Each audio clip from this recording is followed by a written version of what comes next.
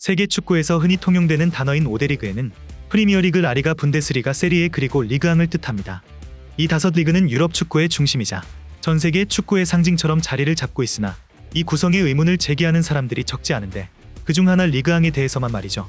오늘은 리그앙이 과연 5대 리그에 속할 자격이 있는가에 대해 자세히 알아보도록 하겠습니다. 그럼 지금 바로 시작합니다. 리그앙은 유럽 축구의 5대 리그로 불리고 있으며 이 분류는 단지 지금의 경쟁력이나 팬층만으로 정해진 것이 아니며 그렇게 불리게 된 데에는 역사적 배경과 제도적 기준이 존재합니다. 먼저 리그앙은 유럽에서 가장 오래된 프로리그 중 하나로 1932년 출범하여 프랑스 전역의 프로축구 시스템을 정착시켰고 1950년대에서 60년대까지 다양한 팀들이 등장하며 국내는 물론 유럽 무대에서도 강한 인상을 남겼습니다. 하지만 무엇보다 리그앙이 5대 리그로 분류된 결정적인 이유는 UEFA가 매년 발표하는 리그 협회 랭킹에서 상위권을 유지해온 지속적인 대회 성과와 리그 규모 및 선수 배출력 등을 기준으로 산업적으로 인정을 받았기 때문입니다.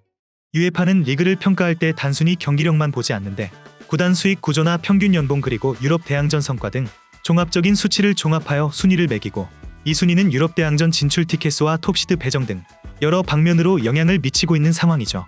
리그앙은 최근 10년 대부분의 시즌에서 UEFA 리그 랭킹 5위에서 6위를 유지하며 탑5 체제의 자리를 지켜온 리그로 이러한 제도적 구조 속에서 자연스럽게 프랑스 국가 브랜드와도 연결된 5대 리그로 자리매김하게 되었죠. 또 하나의 중요한 요인은 프랑스가 세계 최고 수준의 유망주 생산국이라는 점인데 지단, 앙리, 벤제마, 음바페, 포그바, 캉테, 튀랑 등 시대를 대표하는 수많은 선수들이 프랑스에서 성장했고 리그앙은 그 출발점이자 훈련장이 되어왔기에 단순히 지금 재미가 없는 리그가 아니라 여러가지 맥락과 정당성을 따져 5대 리그로 분류되어 온 리그입니다. 그렇다면 유럽 기준에서 리그앙의 위치는 어디일까? 지난 23-24 시즌 기준으로 리그앙은 UEFA 리그 랭킹 6위에 위치해 있었는데 한때는 분데스리가와 세리에보다 위에 있었던 시절도 있었지만 이제는 포르투갈 리그와의 격차도 그리 크지 않은 상태로 점점 경쟁력이 정체되고 있거나 다른 리그들이 치고 올라오는 상황입니다. 리그앙은 지난 10년간 파리 생제르맹을 제외하면 유럽 대항전에서 의미 있는 성과를 낸 팀이 거의 없습니다. 리옹이 19-20 시즌 챔스 4강에 오른 것이 기적이었고 마르세유, 니스, 모나코 등은 대부분 조기 탈락하거나 유로파리그에서조차 존재감을 보이지 못하고 있습니다. 리그 전체의 국제 경쟁력이라는 측면에서 보자면 다른 유럽 5대 리그에 비해 리그앙은 분명히 한 단계 아래의 수준으로 평가되고 있습니다. 이러한 현실은 재정 구조에서도 드러나는데 2022년 기준으로 리그앙의 전체 중계권 수익은 약 8억 유로로 프리미어리그의 4분의 1에 불과하고 다른 5대 리그들보다도 한참 아래이며 프랑스 내 국내 중계 계약이 수차례 무산된 사례는 리그에 대한 시장의 신뢰도 역시 낮다는 사실을 보여주었죠. 관중수 역시 하락세를 보이고 있는데 코로나 이후 회복력이 떨어진 리그앙은 다른 리그들에 비해 관중수가 절반 수준으로 점점 격차가 벌어지게 되면서 확실히 다른 리그와는 분명한 차이를 보이고 있지만 리그의 존재 방식을 바꿔놓은 하나의 클럽이 자리 잡고 있으니 바로 파리 생제르맹입니다.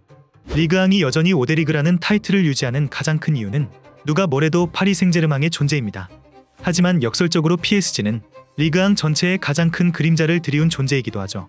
2011년 카타르 스포츠 투자청이 PSG를 인수하면서 리그앙은 유럽 축구 역사상 가장 급진적인 변화 중 하나를 경험하게 되는데 이 인수는 단순한 재정 보강이 아닌 국가 차원의 스포츠 외교 프로젝트였고 카타르라는 나라가 국제사회에서 영향력을 확보하기 위한 상징적인 투자였습니다. 인수 이후 PSG는 공격적인 이적 정책을 펼치게 되는데 네이마르를 바이아웃 2억 유로가 넘는 금액에 데려오고 음바페, 메시, 라모스, 돈나룸마, 하키미 등 한때 유럽 축구계를 주름잡던 스타들이 줄줄이 합류하였죠. 그 결과 PSG는 리그앙에서 독주 체제를 확립하면서 12-13 시즌부터 2023년까지 PSG는 11년 중 9번의 리그 우승을 차지했고 나머지 2시즌 역시 승점차는 그리 크지 않았기 때문에 사실상 우승 경쟁이라는 개념 자체가 무의미해진 리그가 된 것이죠. 이처럼 PSG의 독주는 리그앙의 국제적 관심도를 높이는 데는 분명한 역할을 했으나 그러한 독주 체제는 양극화를 불러왔습니다. PSG를 제외한 리그앙의 다른 팀들은 재정 규모에서 비교조차 안 되는 약세에 시달리고 있는데 2022년 기준 PSG의 연봉 총액은 약 7억 유로에 달하는 반면 리그앙 중위권 구단들은 2천만에서 4천만 유로 수준이었는데 이는 리그 내의 경기력 격차와 선수 영입 마케팅까지 그리고 심지어는 마케팅 효과까지 모든 분야에서 비정상적인 양극화를 만들어냈습니다. 이로 인해 리그앙은 더 이상 경쟁의 리그가 아닌 PSG를 보기 위해 존재하는 리그처럼 인식되기 시작했죠. 그러면서 자연스럽게 팬들도 점점 등을 돌리고 있는데 PSG가 우승하는 것은 당연시되었고 다른 팀들이 잘해봤자 유럽 무대에선 금세 탈락하며 자국 유망주는 유럽 빅클럽에 팔려나가기 바빴기 때문에 경쟁이 없는 리그에서 성장은 없고 스토리도 점차 사라지고 있는 상황입니다. PSG는 분명 리그앙을 국제적으로 알린 팀이지만 그들이 만들어낸 기형적인 권력 구조는 리그앙의 브랜드 가치를 오히려 갉아먹고 있는 상황으로 1강과 19약으로 평가받는 이 구조는 팬들에게도 선수들에게도 그리고 리그 자체의 생태계에도 절대 좋은 영향을 줄 수가 없죠. 하지만 이러한 구조 속에서도 불구하고 프랑스 축구는 여전히 유럽 내에서 최고의 인재를 배출하는 나라 중 하나로 알려져 있습니다. 앙리, 트레제게, 지단, 비에이라, 포그바, 캉테, 음바페 등등 세대별로 유럽 축구의 중심에 서는 선수들이 계속해서 등장해왔는데 그 중심에는 프랑스 고유의 유소년 육성 시스템이 존재합니다.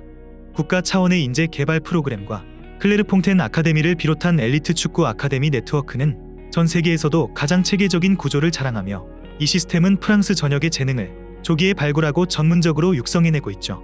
리그앙이 이런 유망주들의 첫 번째 실전 무대 역할을 하다 보니 10대 후반부터 1군 경기에 출전하는 선수가 유독 많은 리그이며 이는 프랑스 리그가 성장 단계의 선수에게 기회의 땅이라는 인식을 만들게 되었죠.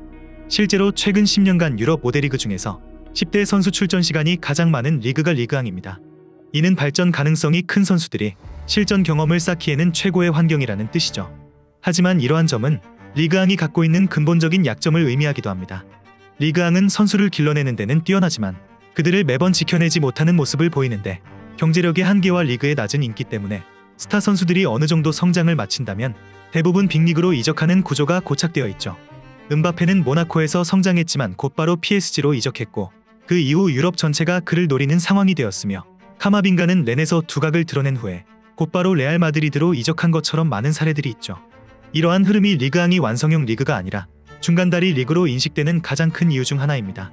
프랑스는 이처럼 축구 강국이지만 자국 리그는 선수를 성장시키는 리그로 머무르면서 재능 있는 선수들을 세계 무대에 오래 머물게 할 수 있는 환경은 되지 못한다고 볼 수 있겠습니다.